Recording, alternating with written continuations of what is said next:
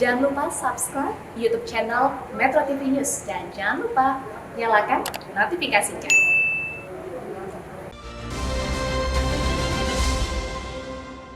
Pada malam ini penyidik sudah melakukan gelar perkara dan pemeriksaan saksi juga sudah kita anggap cukup untuk menetapkan Baradae sebagai tersangka dengan sangkaan pasal 338 KUHP, contoh pasal 55 dan 56 KUHP.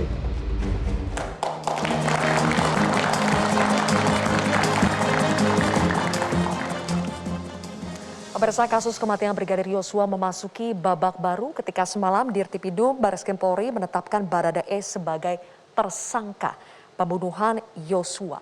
Sebelumnya di awal kejadian pada tanggal 11 Juli 2022 disebutkan bahwa Baradae ini melakukan tembak-menembak dalam rangka membela diri. Tapi sekarang berubah statusnya menjadi tersangka pembunuhan atau penembakan terhadap Brigadir Yosua. Bang Martin, Anda puas dengan penetapan tersangka Baradae ini? Tentu mewakili keluarga kami belum puas.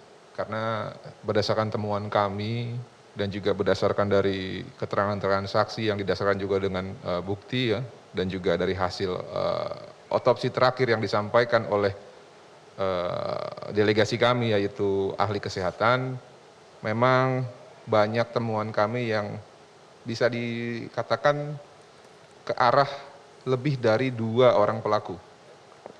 Yang pertama adalah Baradae, tentunya dia sudah mengakui perbuatannya ya, walaupun menurut saya di awal ada keterangan ya yang menyampaikan bahwa dia ini melakukan pembelaan ataupun dalam keadaan terpaksa yang disebut dengan pasal 48 dan 49. Namun akhirnya dari hasil-hasil yang kami paparkan di publik, ternyata ini dimakan pancingan kita. Disesuaikan sama adik kita ini yang saya lihat sedang tertekan ya. Bahkan di salah satu artikel ada menjelaskan bahwa tembakan terakhir, jika benar itu keterangan ya, walaupun kami ragu dengan keterangan tersebut, itu tentu sudah bukan lagi dalam ranah pasal 49 KUHP, pembelaan ataupun notwir, karena ancamannya sudah hilang.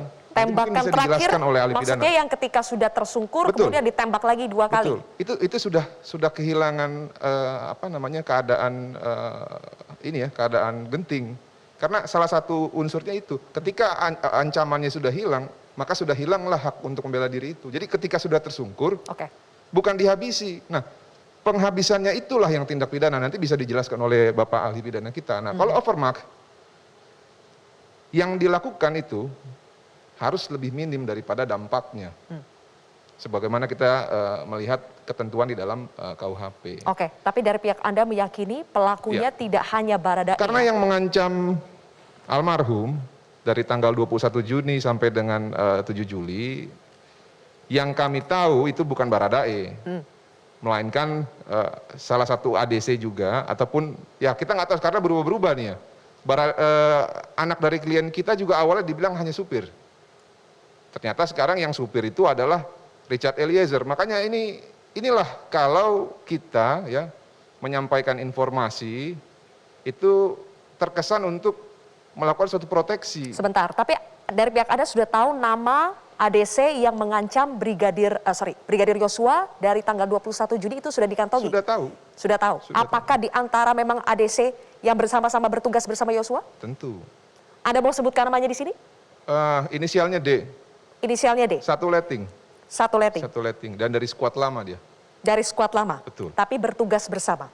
Jadi selama ini yang dimaksud skuad lama oleh Pak Kamarudin adalah D tadi? Betul. Salah satunya D. Apa bentuk pengancamannya? Kalau naik ke atas akan dihabisi. Nah, cuman kan ini berarti harus kita jelaskan ya. Apa naik ke atas, apa dihabisi. Nah itu, tapi kalau kita menggunakan kata-kata yang biasa digunakan sehari-hari ya gitu ya.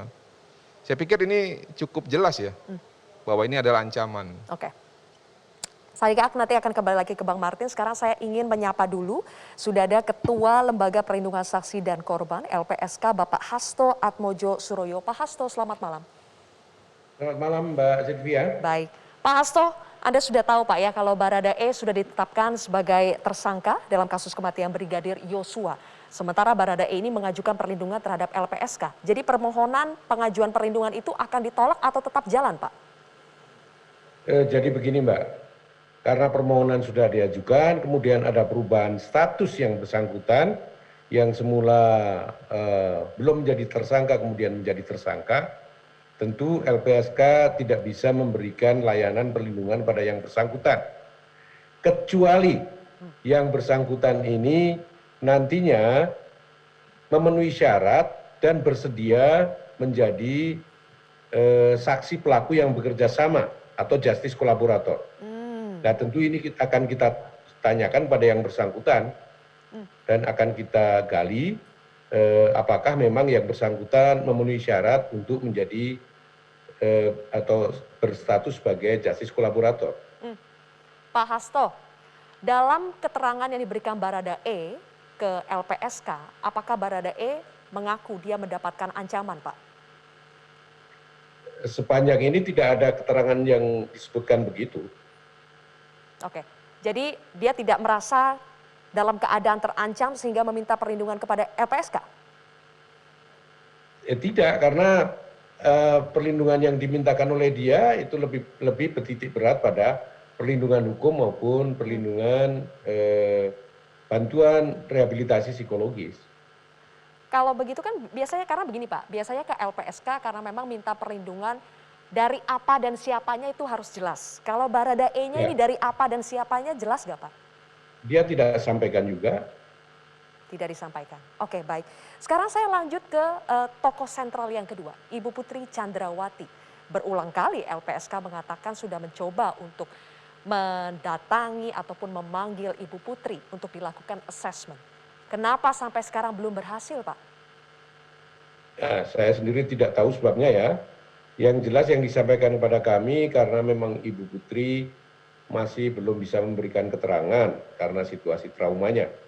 Tetapi dalam beberapa hari yang lalu saya sempat berdiskusi bersama juga dengan pengacara Ibu Putri ini, malah diminta LPSK proaktif. Nah, LPSK sebenarnya sudah bertemu dengan Bu Putri juga sudah, dan beberapa kali bersurat kepada Ibu Putri maupun pengacaranya untuk segera bisa menghadirkan Ibu Putri, tetapi belum bisa dihadirkan.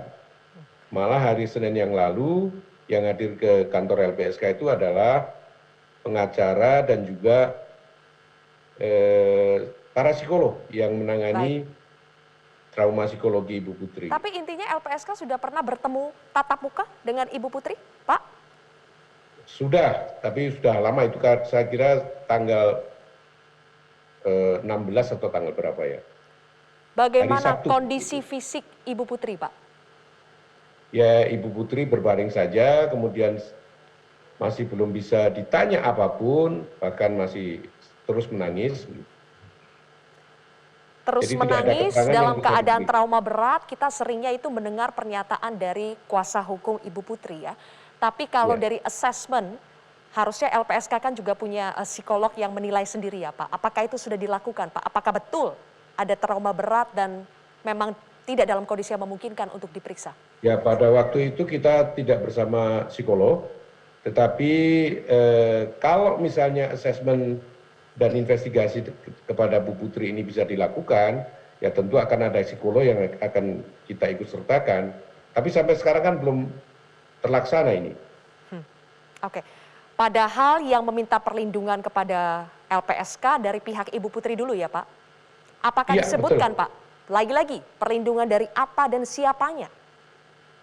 Kalau Ibu Putri perlindungannya diantaranya juga perlindungan fisik, prosedural, perlindungan hukum, dan juga psikologis. Fisik nah, dari itu tidak apa menyebutkan Pak? Ancamannya seperti apa, dari siapa juga tidak disebutkan.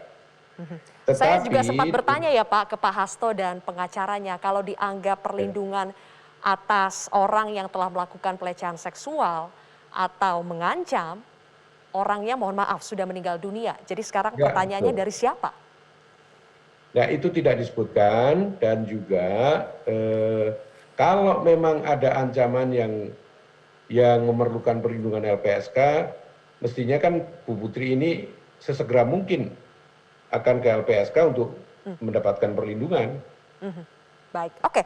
Prof. Adrianus, sebetulnya biasanya kalau orang yang meminta perlindungan kepada LPSK pasti tujuannya jelas atau setidaknya ancamannya clear. Kalau dalam kasus ini bagaimana Prof melihatnya? Ada kemungkinan Ibu Putri dan juga Barada E tidak mengerti tupoksi dari lembaga ini. Lebih kacau lagi karena mereka lalu kemudian didampingi oleh penasihat hukum. Penasihat hukumnya juga kemudian kelihatannya juga tidak mengerti tupoksi dari lembaga LPSK ini, begitu ya. Atau jangan-jangan itu strategi, ya, membuat aneka macam warna berseliweran, sehingga kemudian lalu membuat ya semacam banyak strategi lah, begitu ya. Nah, andaikan saja itu, jangan lupa ya bahwa pada hari ke-28 ini, maka saya kira semua orang yang terlibat dalam kasus ini sudah punya platformnya, sudah punya pakemnya dalam rangka melakoni peran tersebut. Ada yang dengan nada tinggi, ya, emosi. Ya. Tapi juga ada kemungkinan tadi bisa dikatakan mengenai Ibu Putri yang trauma. Ada satu gejala psikologi yang begini, dia membuat dirinya menjadi trauma. Dia membuat dirinya menjadi seolah-olah terlihat sakit. Itu amat natural. Supaya kemudian dia tidak progressing ke satu situasi yang dia tidak suka. Okay. Nah, apakah itu terjadi? Memang dalam hal ini memang kata kunci adalah assessment agar kemudian lalu semua pihak tahu mengenai situasi Ibu Putri ini. Demikian. Oke. Pak Sugeng, balik ke penetapan tersangka Barada E. Kita mencermati pasal yang dikenakan terhadap Barada E ya. Pasal 338, junto pasal 55 dan 56 KUHP. Terutama 56 KUHP-nya ini Pak. Dipidana sebagai pembantu kejahatan. Mereka yang sengaja memberi bantuan pada waktu kejahatan dilakukan. Mereka yang sengaja memberi kesempatan, sarana atau keterangan untuk melakukan kejahatan. Apakah ini berarti Barada E tidak sendiri? Atau hanya bertugas membantu? Jadi pandangan pandangan IPW ketika penyidik menggunakan pasal 55 dan 56, itu artinya penyidik sudah harus siap bisa membuktikan adanya tersangka lain yang bersama-sama maupun yang membantu, ya, adanya tersangka lain. Oleh karena itu saya membaca bahwa penyidik memiliki alat bukti itu, ya, alat bukti itu apakah keterangan saksi, petunjuk, ataupun keterangan ahli, ataupun hasil pemeriksaan digital forensik terhadap komunikasi maupun CCTV ya. Jadi ini bukan sembarangan, ini yang menarik ya. Karena dari awal juga publik tidak akan percaya bahwa pelakunya hanya Barada E. Oleh karena itu tim sus harus membuktikan sedemikian rupa agar pasal 55 dan 56 ini bisa dibuktikan ya. Kalau dikaitkan dengan proses yang terjadi, ditutup-tutupi, kemudian ada kesan rekayasa, penghilangan alat bukti, tidak ada lakukan TKP, itu untuk melindungi siapa? Pangkat yang ada dalam rumah itu Barada, Brigpol ya, tidak perlu dilindungi nih, tangkap saja. Ada satu yang mempunyai high profile, ini analisisnya begitu. Ada satu pihak yang high profile yang harus dilindungi, ya, yang harus dilindungi. Oleh karena itu pembuktian melalui tadi yang saya katakan harus diarahkan sedemikian rupa. Baik. Kalau lagi nih ya, telah cukup bukti, tim sus atau Barreskrim tidak perlu ragu untuk menetapkan, katakanlah Irjen Verdi Sambo sebagai tersangka. Kalau cukup bukti, ya. Baik. Oke. Gitu banyak ya? Yang bilang Pak, kalau sebetulnya kasus kematian ini bisa selesai harusnya mudah. Bahkan katanya level Kapolsek pun bisa menyelesaikan. Tapi karena ada tokoh besar di sana, ini yang akhirnya membuat pembuktian menjadi sulit. Nanti kita akan bicara lagi pembuktian, Pak, karena saya akan tagih soal pembuktian selain CCTV. Sebetulnya dari telepon genggam, menelusuri komunikasi, jejak komunikasi Brigadir Yosua, Ibu Putri, Irjen Sambo, dan mungkin skuad lama yang disebutkan ini seharusnya bisa menjadi titik terang. Sampai sejauh mana Komnas HAM menyelidiki soal itu. Kami akan kembali dengan jawabannya pemirsa sesaat lagi.